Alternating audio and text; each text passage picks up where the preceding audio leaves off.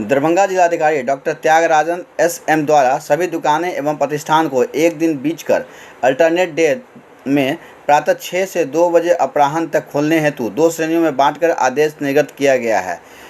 सोमवार, बुधवार और शुक्रवार को खुलने वाली दुकानें एवं प्रतिष्ठानों में कपड़ा की दुकान तथा रेडीमेड वस्त्र की दुकान, बर्तन की दुकान, सोना चांदी की दुकान, स्पोर्ट्स खेलकूद सामग्री की दुकान,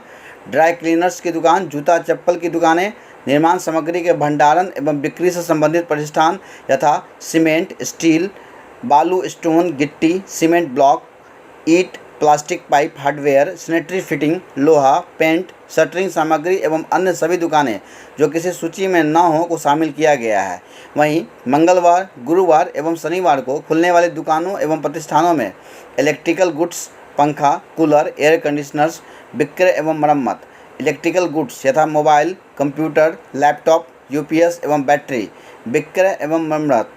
salon, parlour, automobiles, workshop, garage, service centre, high security registration plate की दुकान, ऑटोमोबाइल्स, टायर एवं ट्यूब, लुब्रिकेंट्स, मोटर वाहन, मोटरसाइकिल, स्कूटर मरम्मत सहित